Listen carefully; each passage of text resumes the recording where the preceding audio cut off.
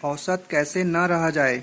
निवेश के विषय के बारे में मैं बहुत जागरूक तभी बन गया था जब मेरी उम्र बस 12 साल थी। तब तक निवेश की अवधारणा दरअसल मेरे दिमाग में थी ही नहीं। मेरे दिमाग में तो निवेश के नहीं, बेसबॉल और फुटबॉल के ही विचार रहते थे। मैंने वह शब्द सुना तो था, लेकिन उस पर ज़्यादा ध्यान नहीं दिया था, जब तक कि मैंने खुद अपनी आंखों से यह नहीं देख लिया कि निवेश की शक्ति क्या कर सकती है।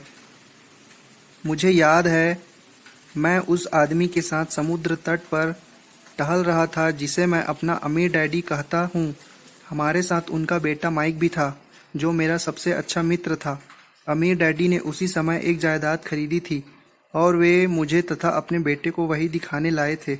हालांकि तब मेरी उम्र सिर्फ 12 साल थी, लेकिन फिर भी मुझे एहसास था कि मेरे अमीर डैडी ने उस वक्त हमारे कस्बे की सबसे मूल्यवान जायदादों में से एक खरीद ली थी। उस कच्ची उम्र में भी मैं जानता था कि बालुई समुद्र तट का जायदाद सामान्य जायदाद से कहीं अधिक मूल्यवान होती है। मेरा पहला विचार था, माइक के डैडी इतनी महंगी जायदाद कैसे खरीद सकते हैं। मैं वहां पर खड़ा रहा और लहरें मेरे नंगे पैरों से टकराती रही। मैं उस आदमी को देख रहा था जिसकी उम्र मेरे असल डैडी जितनी ही थी और जो अपने जीवन का एक बहुत बड़ा आर्थिक निवेश कर रहे थे। मुझे इस बात की हैरानी थी कि उनके पास इतनी महंगी जायदाद को खरीदने के पैसे कहाँ से आए। मुझे मालूम था कि मेरे असल डैडी की उनसे कहीं ज़्यादा कमाई करते थे, क्योंकि वे ऊंची तनख्वाह पाने वाले सरकारी अधिकारी थे और उन्हें तगड़ी तनख्वाह मिलती थी। लेकिन मैं यह भी जानता था कि मेरे असल डैडी कभी भी समुद्र तट के सामने वाली ज़मीन खरीदने का खर्च नहीं उठा सकते थे। तो फिर माइक के डैडी इस ज़मीन को कैसे खरीद सकते थे, जबकि मेरे असल डैडी नहीं खरीद सकते थे।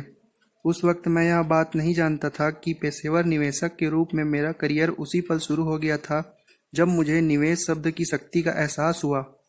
अपने अमीर डैडी को उनके बेटे माइक के साथ समुद्र तट पर टहलने की उस घटना को अब लगभग 40 साल हो चुके हैं, लेकिन आज भी लोग मुझसे उनमें से कई सवाल पूछते हैं जो मैंने उस दिन पूछने शुरू किए थे।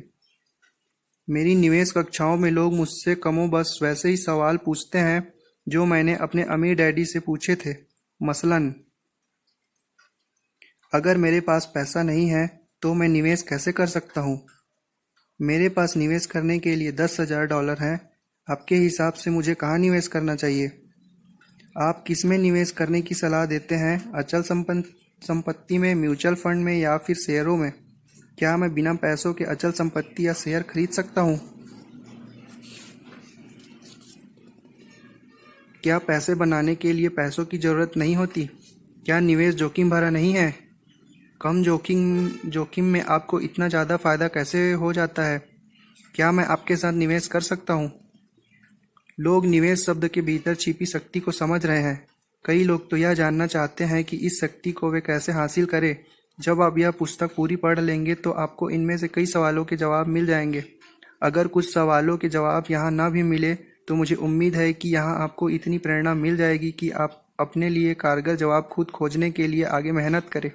40 साल से भी अधिक समय पहले मेरे अमीर डैडी ने मेरे लिए जो सबसे महत्वपूर्ण चीज़ की वह यह थी कि उन्होंने मेरे भीतर निवेश के बारे में उत्सुकता की चिंगारी भर दी। मेरी उत्सुकता तब जागी जब मुझे इस बात का एहसास हुआ कि मेरे सबसे अच्छे मित्र के डैडी, जो तनख्वाह संबंधी तुलना करने पर मेरे असल डैडी से कम पैसा बनाते थे, ऐसे निवेश कैसे खरीद सकते थे जिन्हें खरीदना सिर्फ अमीर लोगों के ही बूते की बात थी। मुझे एहसास हुआ कि मेरे अमीर डैडी में एक ऐसी शक्ति थी जो मेरे असल डैडी के पास नहीं थी, और मैं भी वैसा ही शक्ति हासिल करना चाहता था। कई लोग इस शक्ति से घबराते हैं और इससे दूर ही रहते हैं, जबकि कुछ इसके शिकार बन जाते हैं। मैं इस शक्ति से दूर नहीं भागा। मैंने इसकी निंदा करते हुए ऐसी बातें नहीं कही कि अमीर लोग गरीबों का शोषण करते हैं, या निवेश खतरनाक है, या अमीर बनने में मेरी कोई रुचि नहीं है। इसके बजाय मैं जिज्ञासु बन गया। इस शक्ति को समझने की मेरी जिज्ञासा और इसे हासिल करने की मेरी इच्छा ही थी, जिन्हें ज्ञान और योग्यताएं भी कहा जाता है, जिन्होंने मुझे खोजने और सीखने के आजीवन मार्ग पर अग्रसर किया। अमीर आदमी की तरह निवेश करना